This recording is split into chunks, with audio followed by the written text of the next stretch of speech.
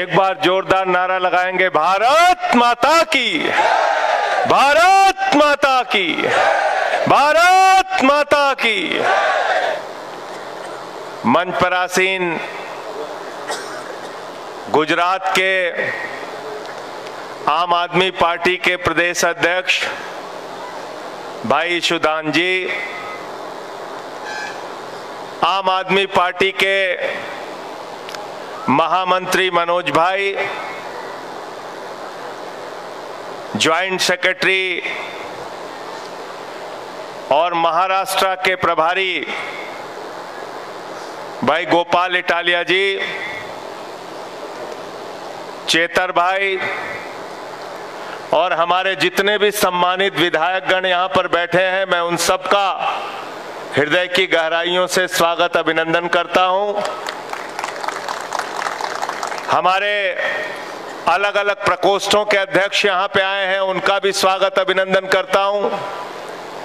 हमारे कार्यकारी अध्यक्ष 7 जोन के अलग अलग बनाए गए हैं, वो भी यहां पर मौजूद हैं, उनका भी हृदय से अभिनंदन स्वागत करता हूं। और सबसे ज्यादा अभिनंदन के योग्य आप लोग हैं जो सुबह से इस सभा में मजबूती के साथ बैठे हुए हैं। मैं गुजरात की इस महान धरती को नमन करता हूं, प्रणाम करता हूं और इस गुजरात की धरती को महान धरती इसलिए कह रहा हूं कि इस गुजरात ने उस महान सपूत को जन्म दिया, उस राष्ट्रपिता महात्मा गांधी को जन्म दिया, उस बापू को जन्म दिया जिस बापू ने अंग्रेजों का, जिसका सूरज नहीं डूबता था, हिंदुस्तान की धरती से भगाने का काम किया। इस गुजरात की धरती को नमन करता हूं, प्रणाम करता हूं। और मैंने अभी देखा,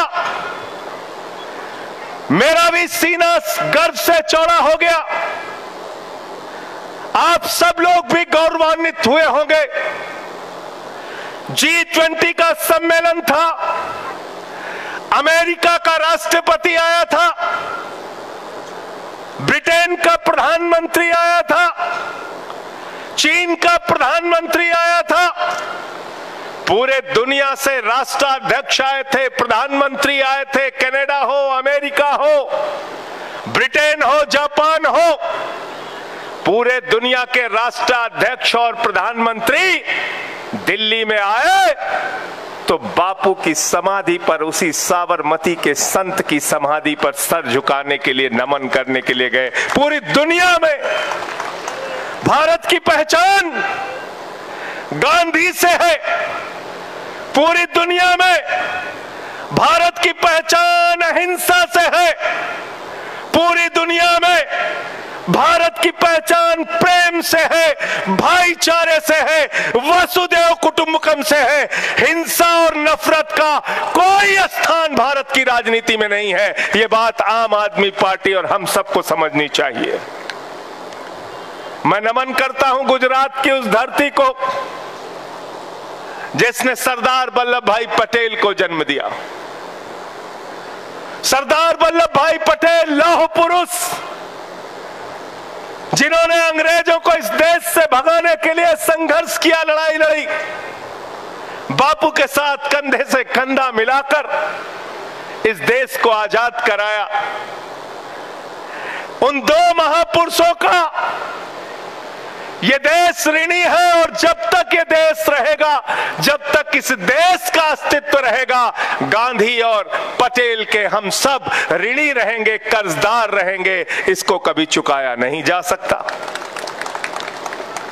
लेकिन इसके साथ साथ अफसोस होता है कि जिस गुजरात ने गांधी दिया, जिस गुजरात ने पटेल दिया, उस गुजरात ने ऐसे नरेंद्र मोदी और अमित शाह को दिया जिन्होंने हमारे बच्चों को यहां पर बैठने के लिए मजबूर किया है। उनसे सवाल तो पूछना पड़ेगा।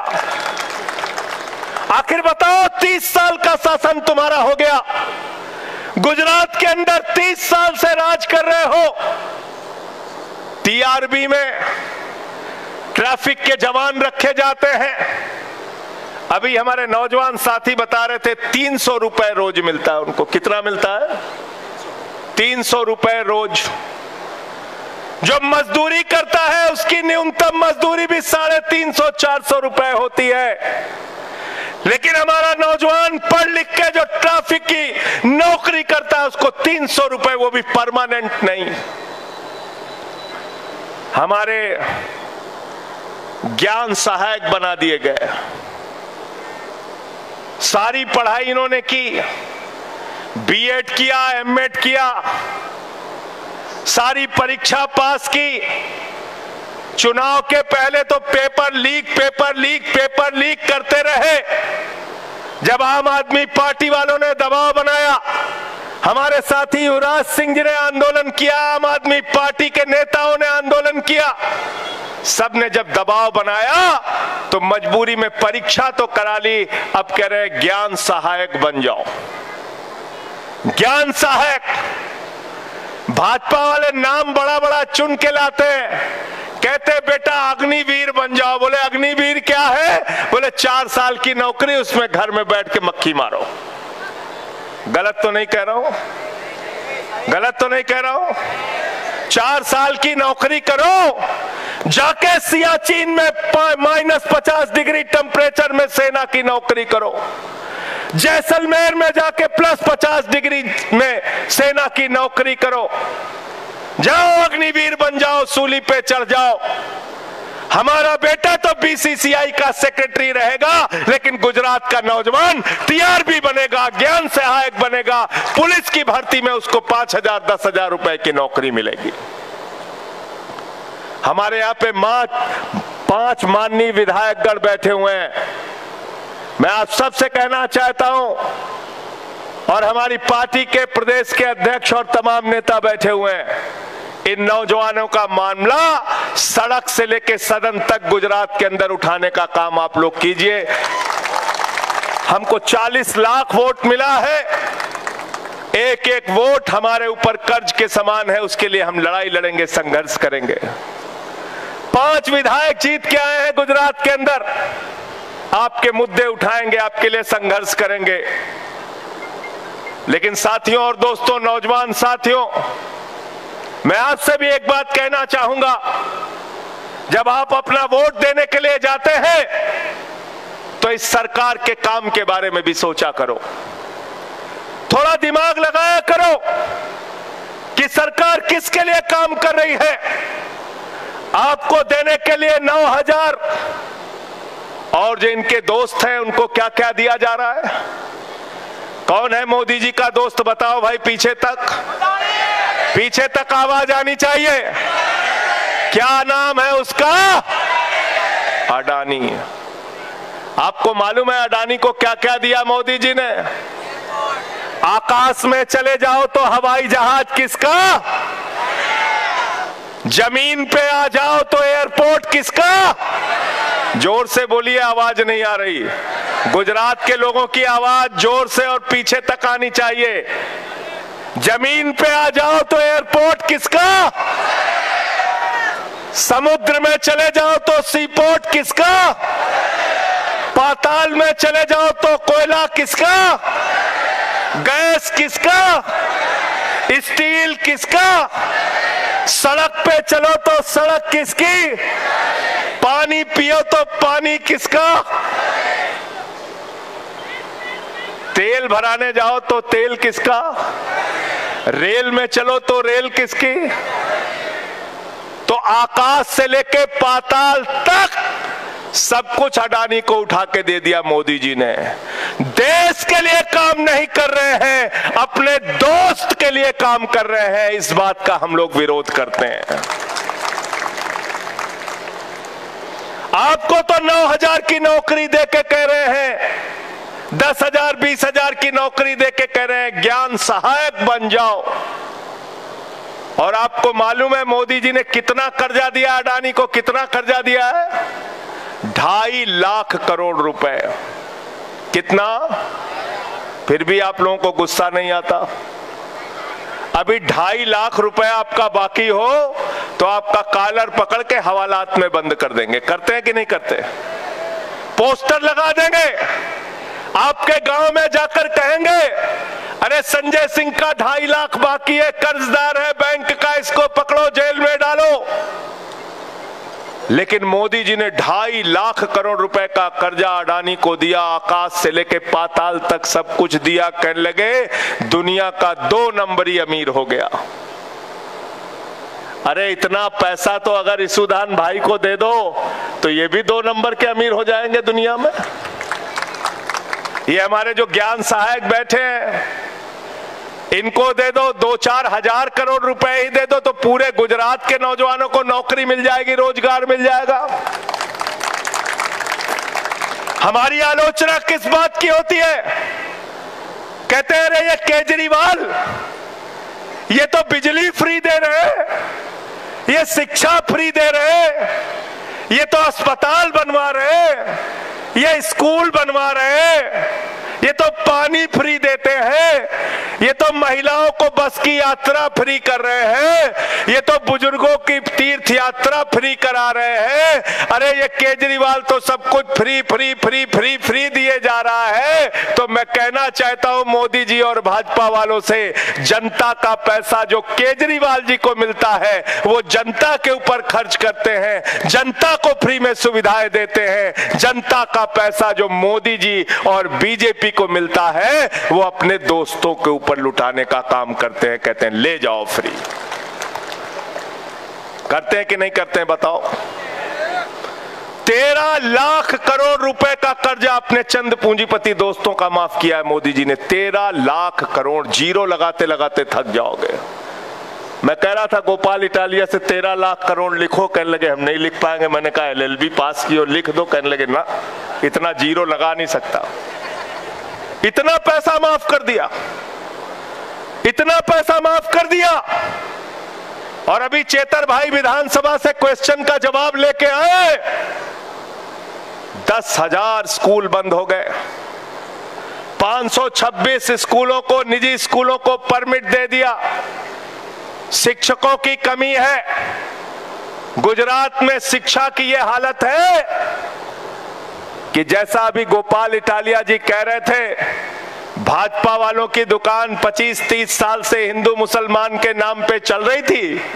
केजरीवाल जी आए, उन्होंने कहा स्कूल बनाएंगे, अस्पताल बनाएंगे, स्कूल बनाएंगे, अस्पताल बनाएंगे। आम आदमी पार्टी का कार्यकर्ता टोपी पहन के गली मोहल्ले में कहने लगा स्कूल बनाएंगे, अस्पताल बनाएंगे।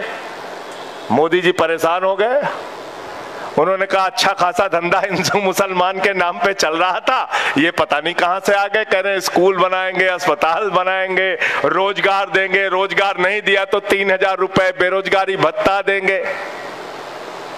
तो उन्होंने अपने सरकार के लोगों से कहा हमको स्कूल दिखाना है, पूरी दुनिया को स्कूल दिखाना है। अहमदाबाद में सारे टीवी चैनल के लोग बुलाए गए। एक स्कूल में प्रधानमंत्री जी गए, उस स्कूल का प्रसारण दुनिया के तमाम चैनलों पे हुआ। सारे चैनल के लोग कहने लगे देखो स्कूल बन गया गुजरात में, देखो स्कूल बन गया, इतना अच्छा स्कूल बन गया। ईसुदान जी को, मनोज जी को, गोपाल जी को केजरीवाल जी ने बुलाया। उन्होंने कहा अहमदाबाद में जाओ, इस स्कूल को देखो जिसको प्रधानमंत्री जी ने बनवाया है। अगर इतना अच्छा स्कूल भारत के प्रधानमंत्री ने बनाया है तो उनको बधाई दे के आना। 100-150 कार्यकर्ता लेके जब ये लोग पहुंचे तो पता चला टेंट उखड़ के चला गया। गलत तो नहीं कह रहा हूं, झूठ तो नहीं बोल रहा हूं।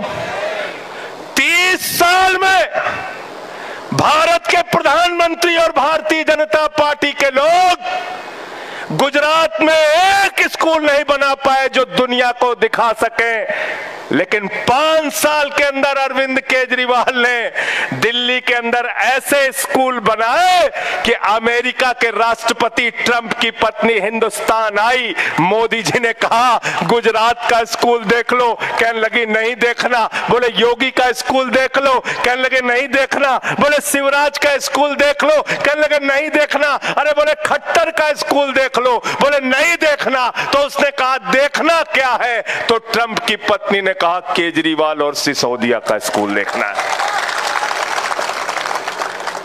बताओ, ये आपसे परेशान होंगे कि नहीं होंगे? आपसे हिंदू मुसलमान के नाम पर वोट लेते हैं। मैं आपसे कहने के लिए आया हूं, अगर पेट्रोल पंप पे हिंदू को सस्ता डीजल मिले, मुसलमान को महंगा डीजल मिले, तो वोट दे देना भारतीय जनता पार्टी को। मिलता है क्या? मिलता है क्या? बेरोजगारी की मार हिंदू से ज्यादा अगर मुसलमान झेलता है, तो दे देना भारतीय जनता पार्टी के वोट। बेरोजगारी की मार सबसे ज्यादा कौन झेलता है? बताओ, बताओ कौन झेलता है? जोर से बोलिए। बैंकों में सबसे ज्यादा किसका पैसा जमा है? किसका पैसा जमा है जगमल भाई? किसका पैसा जमा है? बताओ सागर भाई। हिंदू। किसका पैसा जमा है बैंकों में सबसे ज्यादा? हिंदुओं का पैसा। उसको क्या करते हैं मोदी जी? उठाते, कहते 2.5 लाख करोड़ अडानी तू ले जा, 10,000 करोड़ विजय माल्या तू ले जा, 20,000 करोड़ नीरव मोदी तू ले जा, 10,000 करोड़ मेहुल चोकसी तू ले जा, 6,000 करोड़ नितिन संदेशरा तू ले जा, 3,000 करोड़ ललित मोदी तू ले जा। बोले साहब लूट लिए, पुलिस वाले खोज रहे, बोले भाग जा लंदन, जाके आराम से बैठवा, जब तक मैं हूं कोई चिंता की बात नहीं है। ये सारे लुटेरे विदेश में बैठे, ईडी वालों को, सीबीआई वालों को, आपकी बच्चों को अच्छी शिक्षा देने वाला मनीष सिसोदिया पसंद नहीं है, उसको जेल में डालेंगे। लेकिन ललित मोदी हरीश साल्वे की शादी में जाम से जाम लड़ाएगा, 3,000 करोड़ रुपए लूट के भारत को चिढ़ाएगा, उसके खिलाफ कोई कार्रवाई नहीं होगी। मैं आपसे कहना चाहता हूं, अगर बैंकों में जमा हिंदुओं से ज्यादा मुसलमानों का पैसा लूटा गया है, तो वोट दे देना बीजेपी को। सोचना एक बार, मैं जो बातें कह रहा हूं उसके बारे में सोचना जरा एक बार। महंगाई की मार देश के अंदर, पेट्रोल महंगा, डीजल महंगा, सरसों का तेल महंगा, कैंसर की दवा महंगी, किडनी की दवा महंगी, महंगाई आसमान पे। महंगाई की सबसे ज्यादा मार अगर झेल रहा है तो हिंदू झेल रहा है कि मुसलमान झेल रहा है? बताओ हमको। दलित झेल रहा है या आदिवासी झेल रहा है? गरीब आदमी झेल रहा है? इस देश के करोड़ों हिंदू महंगाई से परेशान, अशिक्षा से परेशान, बेरोजगारी से परेशान, बैंक की लूट से परेशान, किसान को फसल का दाम नहीं मिलता उससे परेशान, और कहते गर्व से कहो हम हिंदू हैं, लाइन में लग के वोट दे दो। कहते नहीं कहते हैं?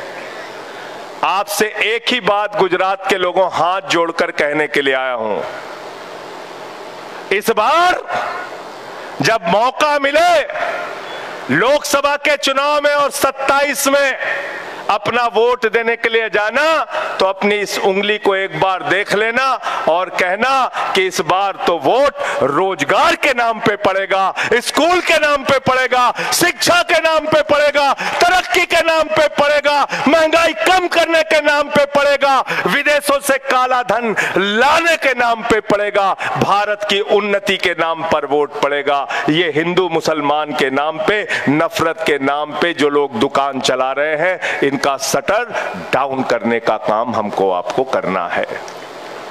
तैयार हो सब लोग? और मैं आज सबसे कह रहा था, गुजरात तीसरा सौभाग्यशाली प्रदेश बनेगा।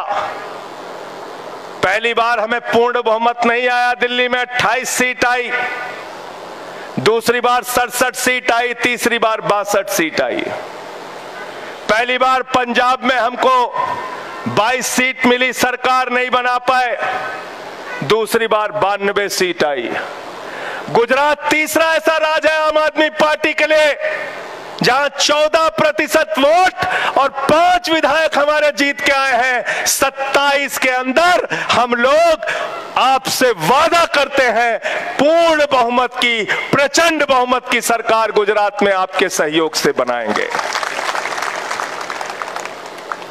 और आप जानते हो जहां आम आदमी पार्टी है वहां नौकरी है, वहां फ्री बिजली है, वहां फ्री पानी है, वहां फ्री शिक्षा है, वहां बुजुर्गों के लिए तीर्थ यात्रा है, और सब कुछ काम करने के बाद मुनाफे का बजट हम लोग देते हैं, घाटे का बजट नहीं देते हैं। भगवंत मान जी ने किया 300 यूनिट बिजली फ्री। 90% पंजाब के लोगों का जीरो बिजली का बिल आता है, जीरो। सरकार के खजाने में पैसे की कमी नहीं है नौजवान साथियों और दोस्तों। सरकार आपको सारी सुविधाएं दे सकती है और बजट को मुनाफे में रख सकती है। सरकार के अंदर नीयत की कमी है, नीयत की कमी। अभी सीएजी की रिपोर्ट आई, आप कल्पना कीजिए, द्वारका एक्सप्रेसवे बना, 18 करोड़ रुपए प्रति किलोमीटर की लागत से वो सड़क बननी थी। उस सड़क को बनाया गया 250 करोड़ रुपए प्रति किलोमीटर की लागत से, 14 गुना ज्यादा महंगे दामों में। आयुष्मान योजना में 3 फोन नंबर पे 10 लाख लोगों का कार्ड बना। ये सीएजी की रिपोर्ट में इस घोटाले का खुलासा हुआ। और तो और प्रभु श्री राम की नगरी अयोध्या में, अयोध्या के डेवलपमेंट और विकास के नाम पर 20 करोड़ का घोटाला किया।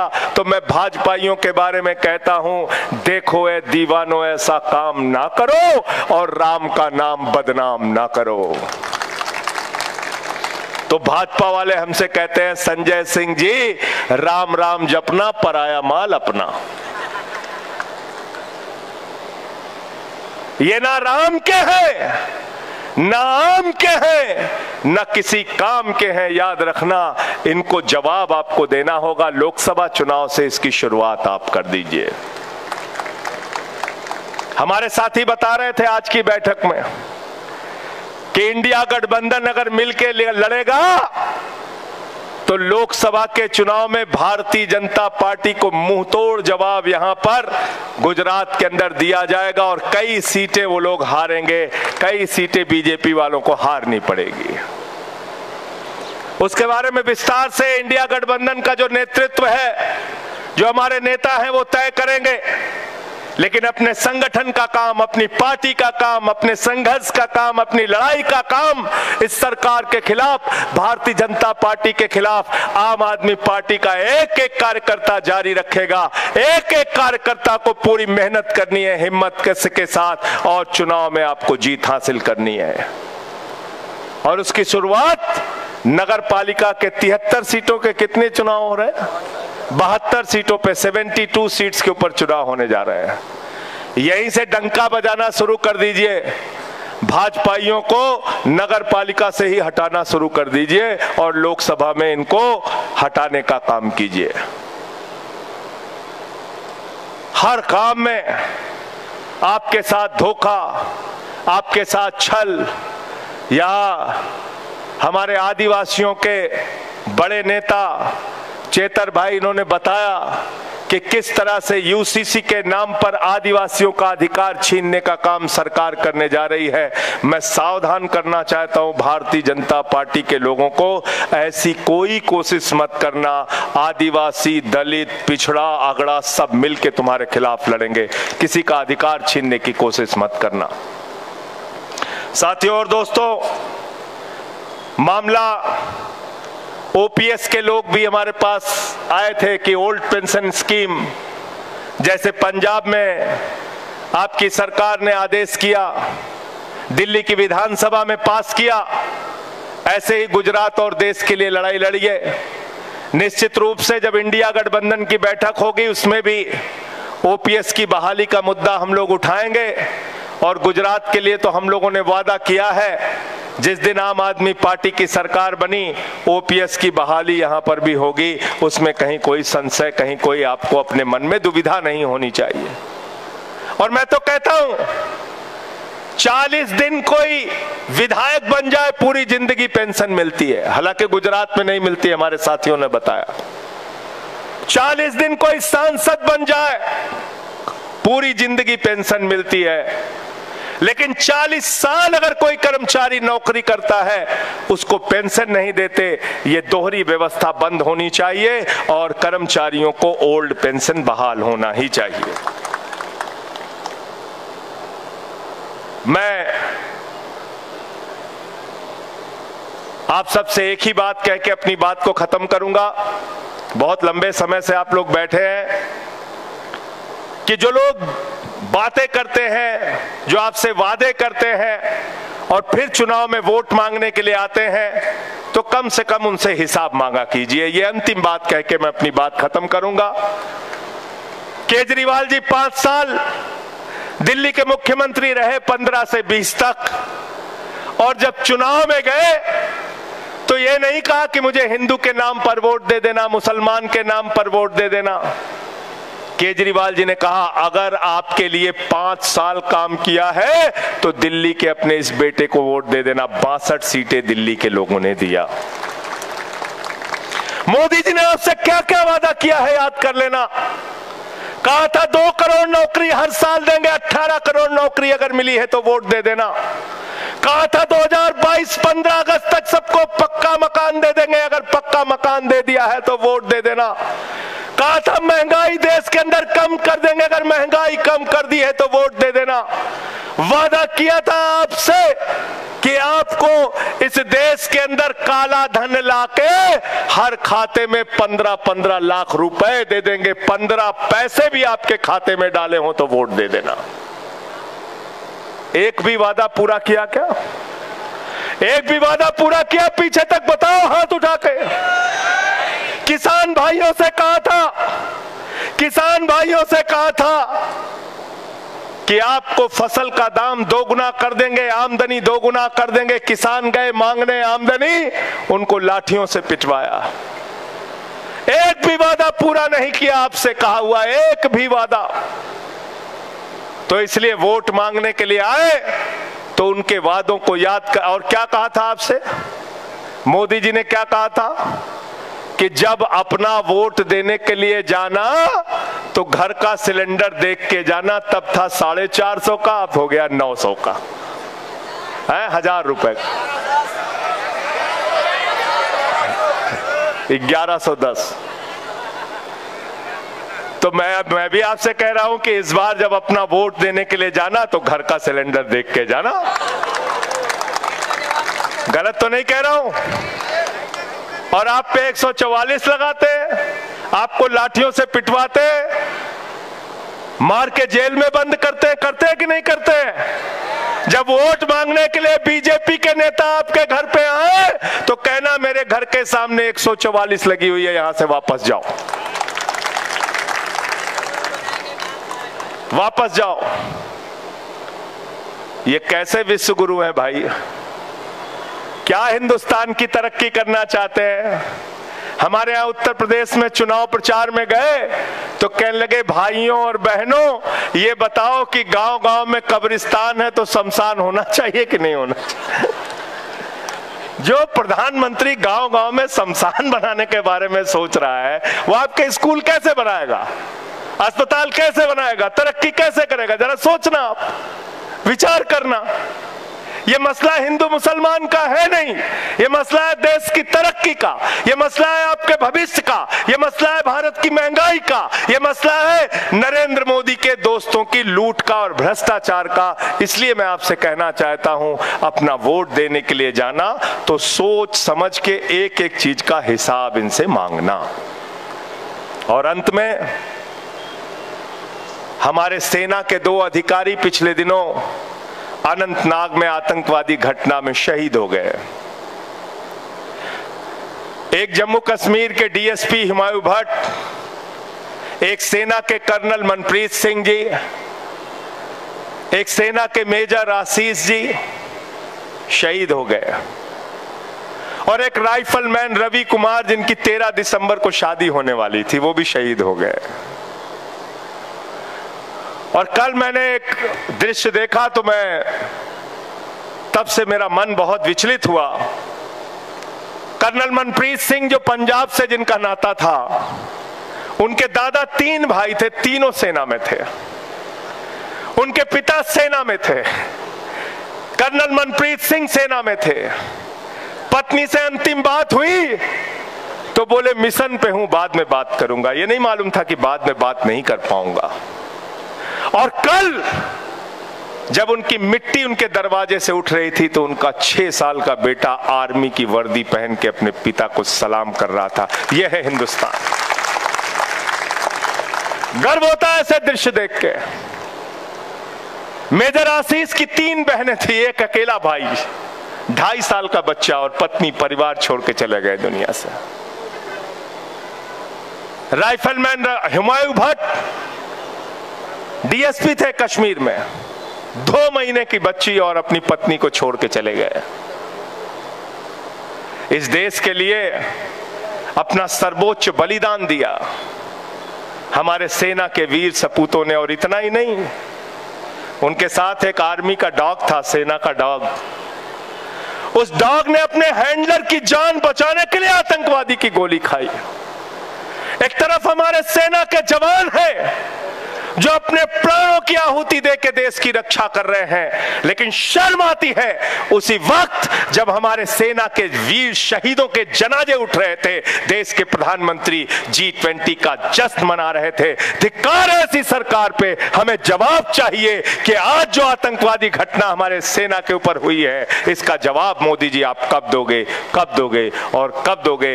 अंत में मैं आप सबसे निवेदन करूंगा कि 2 मिनट का मौन अपने उन वीर शहीदों के लिए हम लोग जरूर रखें। 2 मिनट का मौन।